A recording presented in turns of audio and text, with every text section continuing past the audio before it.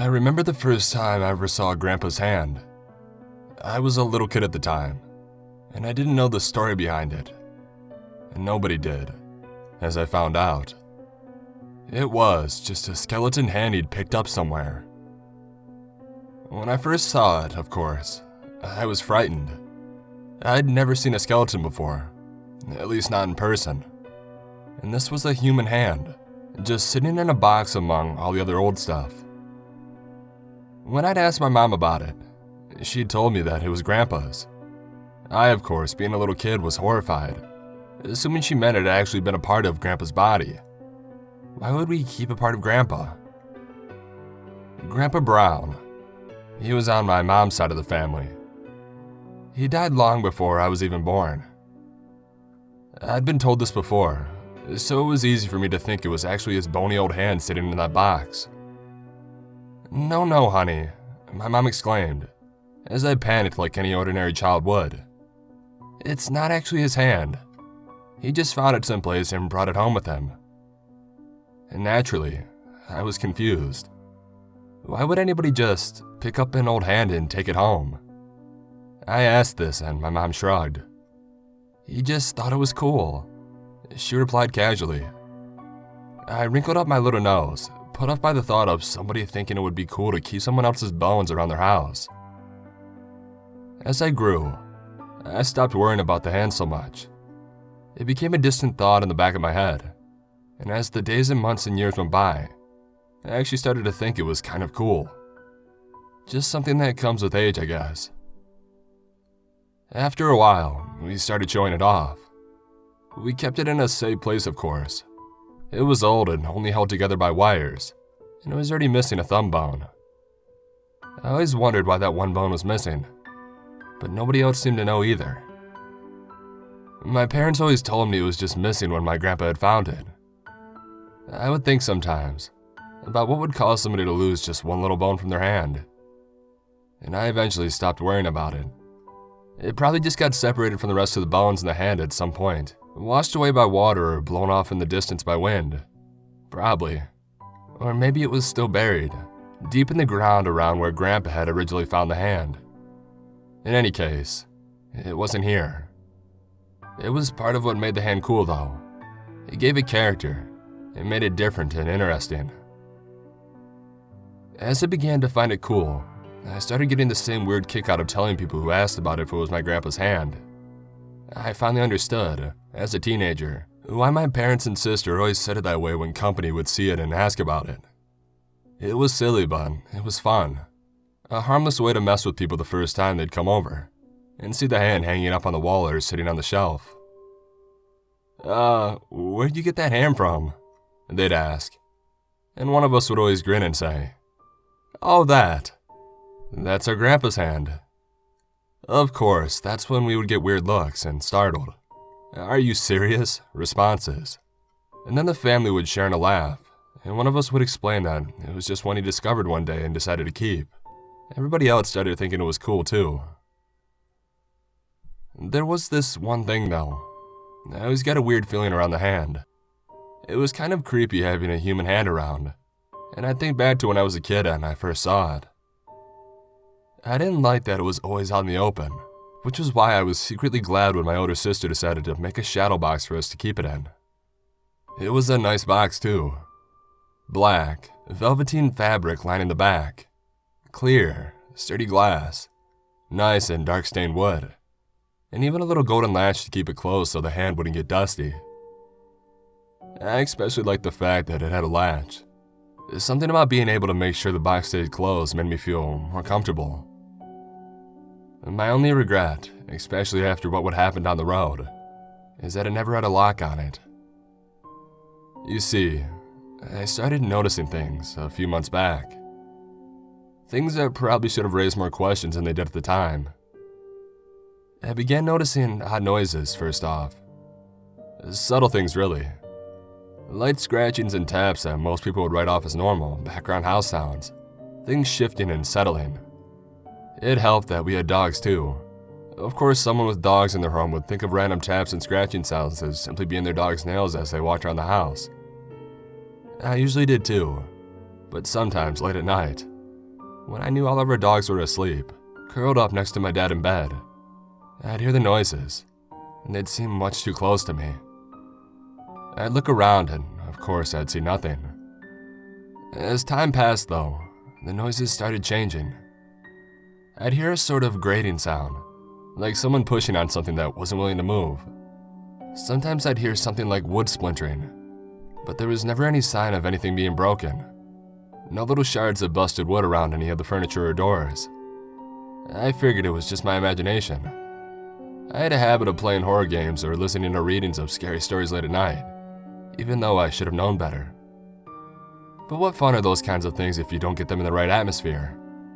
So I ignored most of it, occasionally getting a little freaked out, but otherwise knowing it was probably nothing.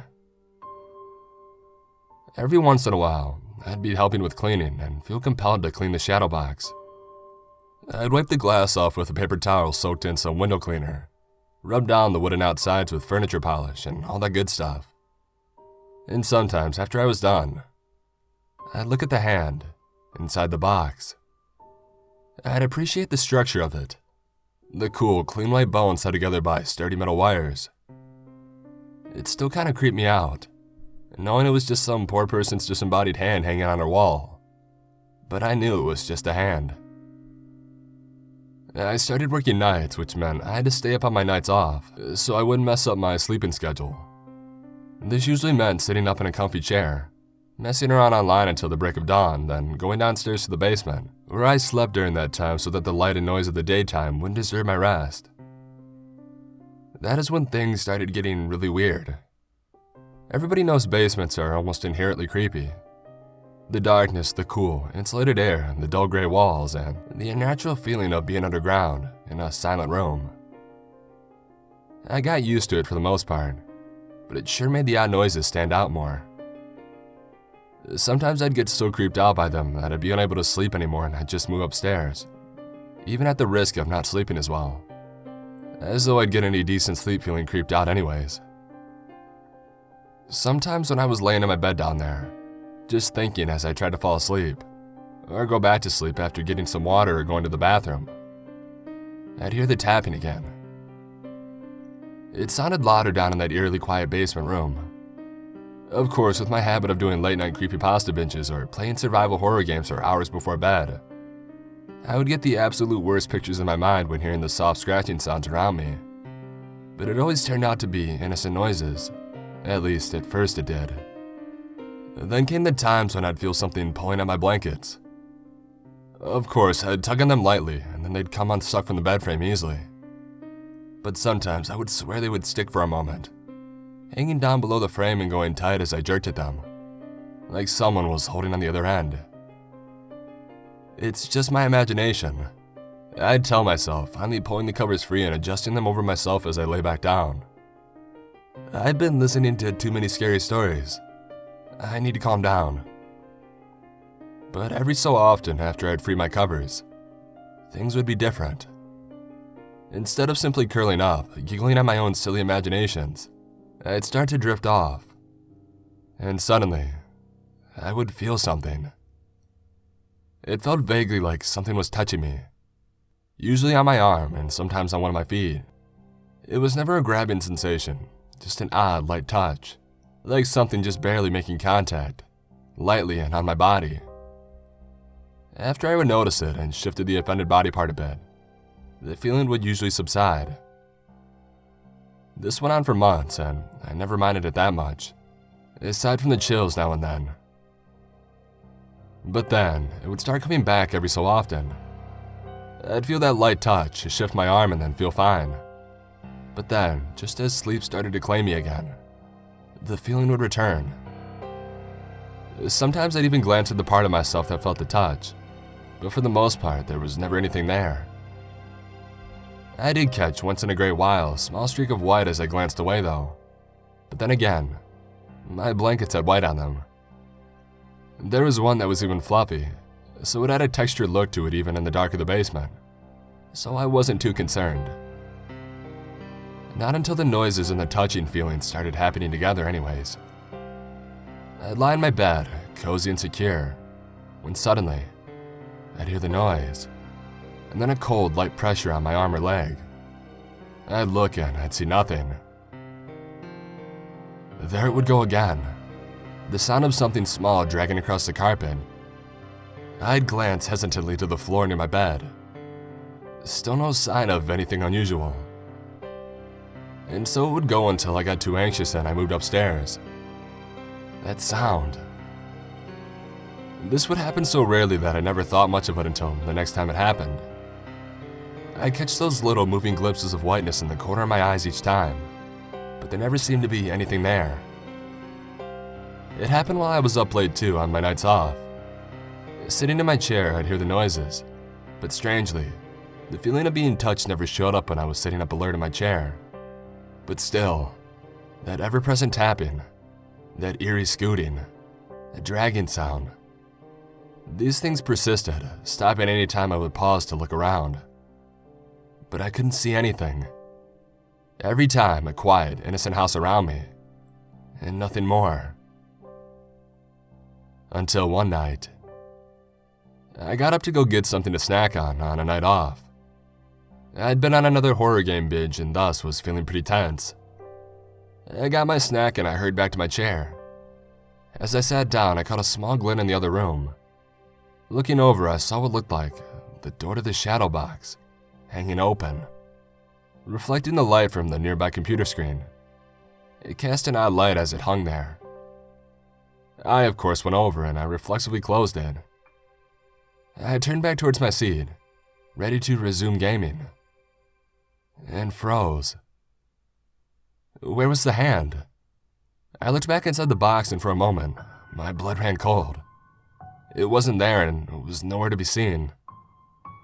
I looked around just in case, thinking maybe it had fallen out somehow. The door was open after all and the latch was unlocked because it never had a lock. Maybe, I thought, the hand came loose from the backing, fell and knocked the door open. But there was no spooky skeletal hand on the floor, nor anywhere else in the room. I took a deep breath, convincing myself that I was just psyching myself out. Too many scary games in one night, I told myself, as if a bony hand with no muscles or nerves would be able to move. I was being so silly. I convinced myself that it was nothing, that one of my parents had taken it out to clean it or fix it or something. It was old after all. We didn't even know how long Grandpa had had it before we'd gotten it. It may have started breaking up after an unknown number of years hanging on a wall. I went back to my chair and I settled in, content in the explanation I'd given myself. And that's when I heard it. That same noise. I shivered, not daring to look around this time. I saved my game file in Dead Space 2 and I closed it, feeling it was clearly time for a break if I was hearing noises. It was just the tension of having been immersed in the game after all. Nothing a good dose of funny videos wouldn't cure. I opened up YouTube and typed in a search for one of my favorite funny Let's Players.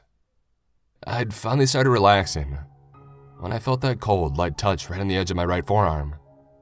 All that was beside my chair was a small end table, where I usually set my laptop when I was up doing something. There couldn't be anything there, and the dogs would be barking up a storm if somebody had broken in. But, against my better judgment, I took a quick glance at the table next to me, expecting to see, as usual, nothing. There, resting against the arm of my chair, leaning with the bottom of its palm against the cold wooden end table, was my grandfather's hand. Its bony little fingers sat on my skin, chilling me down to my bones. I don't know how long I sat there, just staring in horror at the pale, twitching hand. I felt like it was testing me, waiting to see if I would panic. All I remember after that is clatter, as my laptop was tossed off my lap and onto the floor. My arm swung up and a crack resounded from the far wall, where the hand must have hit after I sent it flying across the room. I curled up on my chair, pulling every body part that would fit on the chair as close as possible, trying to keep myself out of reach. I looked around frantically, trying to see where the hand had landed. It was nowhere in sight. I didn't sleep well for a week, or the rest of the month. I'd stay awake until daylight and curl up in a tight ball on my bed when I finally had to sleep. The sounds changed again. There was clicking now. The odd hollow of clicking bones bumping against each other. Strange, rusty creaking, like old metal trying to bend. I knew what it was. It was my grandpa's hand. The cracking and clicking were from it clenching itself, tapping angrily and impatiently on things as it moved. The creaking was the old metal wire that bound the bones together, squealing in protest when the hand moved. If I'd only known what it was that hand wanted, I would have tried to find the hand. I would have done my best to get rid of it. I'd have smashed it, sold it, thrown it into the road where to be run over. Anything to make it go away before it hurt someone. It was months later when something finally happened again. And by then, I'd almost forgotten about the hand. The noises had even stopped, something for which I was extremely grateful. I'd moved on to another job by then, surprisingly, not due to being fired for falling asleep at work, as you might think. No, it was just my life moving forward. Anyway, there was one night after things had calmed down, when I started hearing something again. The fear and panic flared up, and I immediately curled close in my chair, pressing myself against the back of it. I looked around frantically and saw one of my dogs, Zoe, walking out from my dad's bedroom. I relaxed, laughing at myself a little. I had actually thought, no, that'd be silly. See, it had been so long that I'd actually convinced myself the whole thing, with the hand finally letting me see it. Finally grabbing me had all been a really vivid dream, or a creepypasta I'd gotten a little too immersed in. I guess I just didn't really want to believe it was real. It was too unnatural, too freaky. Assured that it was just my dog going out of the yard, I settled back down. I had just gotten back into the video I'd been watching when Zoe started barking. Sighing and annoyed, I went outside to see what had bothered her. I figured it was nothing. It was probably a far-off sound only she could hear, or our neighbors being up way too late making noise like they sometimes did. And Zoe always had a habit of barking non-stop at things when she got going.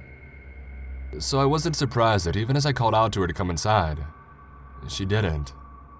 I went out to see where she was, looking around with a flashlight to see if anything was there. Something was there, all right. The hand was back. It had a hold of Zoe, trying to pull her closer. Its long, sharp fingernails dug into the material of her collar, jerking her every few seconds, fighting her for control. I shook myself free of the initial shock of seeing it again, of realizing it was real. I kicked it as hard as I could, careful not to hit Zoe by mistake. I tried to grab Zoe to carry her inside and lock everything that led to the outside world. But she bit me. Hard. She had been really scared by that hand, and I didn't blame her. All the same, it freaked me out when I realized that she had taken off the end piece of my thumb.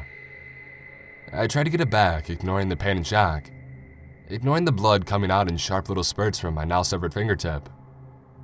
But she ran off into the darkness of my backyard, still terrified. I tried to find her, but she'd hidden somewhere and I was too freaked out to worry about it.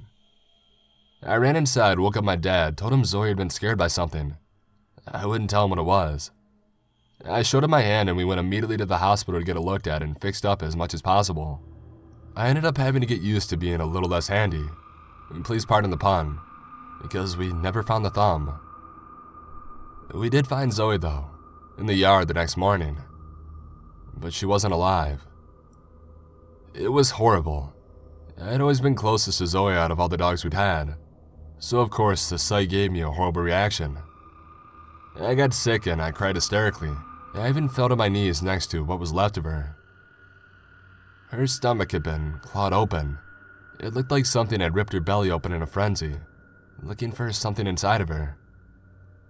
We took Zoe's body to the vet. He did an autopsy, looking in through the ready-made opening in her gut. It was really bad and I had to stay home to avoid freaking out again. There wasn't anything inside and some part of me knew that there wouldn't be. After all, I knew what had to be done. I knew what I wanted now. All the vet found were weird, dull claw marks inside the stomach lining, inside her skin, around her organs, even in her throat. Her stomach and esophagus had been shredded, but nothing else was able to tell us what exactly had happened. When my parents came home with the news, it took all I had not to burst into tears. especially later when I was outside and saw something I hadn't noticed before. A pile of skin and a little blood, and a fingernail with little scratches on it. I'd had enough. Scaring me was one thing, touching me was bad enough. But the hand had killed my dog, the one I'd bonded most with out of all of our dogs.